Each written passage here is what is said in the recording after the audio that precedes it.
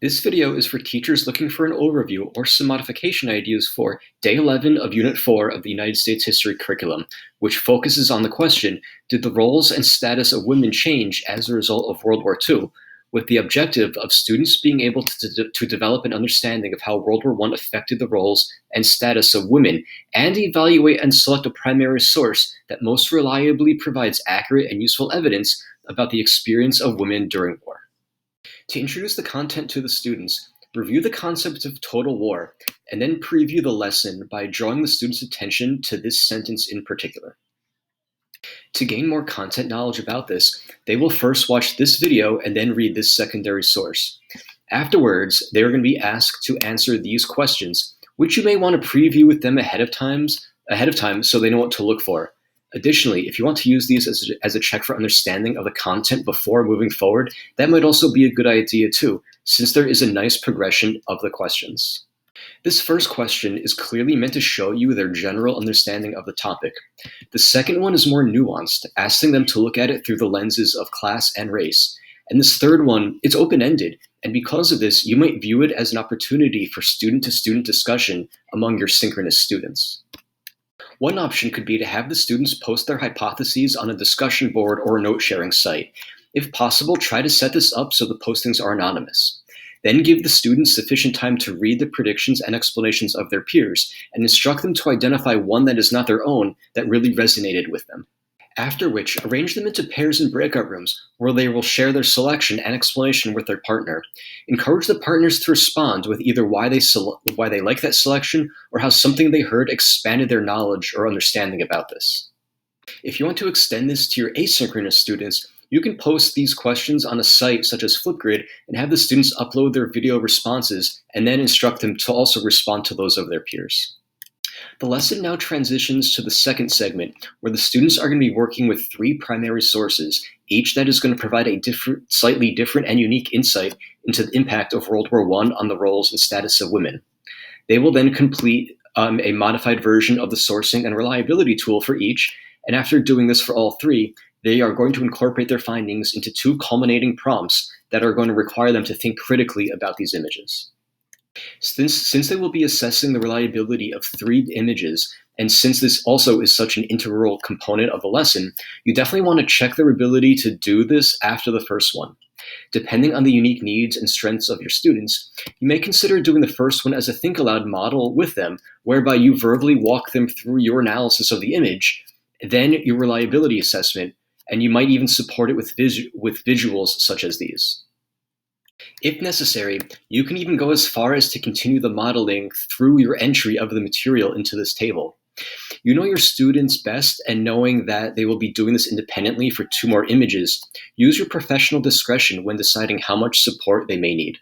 If this is an avenue that would benefit some of your students, you can have those that don't need the modeling either work independently on the first one or with a thought partner in a breakout room on it. However, if you do divide the class like this, I would recommend you find a way to bring them all back together where they can reflect on their skills before moving on to the next 2 sources independently. For instance, you can ask students to think about what the most important thing is for them to remember as they go through this process, and you can either have them unmute and share verbally or via text in the chat. An added benefit of doing it like this is that it could also provide some additional pointers to your students who might benefit from hearing the thoughts and advice of their peers. After they are done with this, the students will consider their findings as they decide which source is the most reliable. As this requires them to synthesize information from numerous sources into one coherent piece of writing, you may again have students who might need some support with this, especially the reasoning part. In this case, encourage them to really think about which of those 4 reliability factors really guided their decision. If it has been a while since your students dealt with assessing reliability, especially with the application of it, you might decide to do another model or think aloud of your process for this part. However, as they are only doing this once, and it is a wrap-up question demonstrating their growth and thinking, you do have to be mindful about how much support you provide.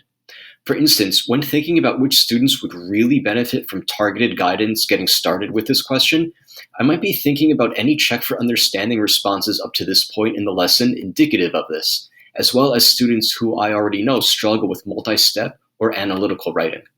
After this, I would pull those students into a breakout room while the rest began to work independently. Then I would walk them through what I would be thinking about as I considered the impact of each of those four factors on my decision. However, the whole time, I would be talking in generalities, still providing elaboration and clarity while making sure I don't provide any direct assistance to them constructing their own responses. Another option would be to add sentence starters to this slide. This would be beneficial for students needing less direct support, as well as those who might be working asynchronously. Since this is a subjective question for which students can make claims based on their findings, but yet there are only three possible options, this is another opportunity to incorporate discussion into the lesson. And here's one way to do it. In whatever online platform you're using, make a poll with the names of the three documents and ask the students to select which of the three that they found to be most reliable. Then display the results and facilitate a class share-out where you discuss any observable trends that you notice. Before giving the students the opportunity to share their rationales with the whole group, I would first arrange them into small groups of between 3 and 5 in breakout rooms and instruct them to first have everyone share and justify their selections. It might even work better if you assign roles, such as poll taker and facilitator, to make sure that this happens in an efficient way. Upon returning to the whole class session, ask everyone to respond to this question. What was something that made you think differently about your initial response? And this question is useful because even if everyone in the small group selected the same document as being the most reliable, there are likely a range of rationales, so students benefit from the exposure of these different ideas from their peers.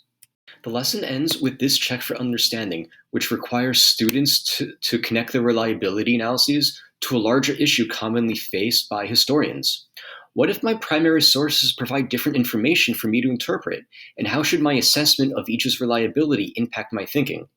This is a great question for them to work independently on and really show off their ability to apply this skill to their historical writing.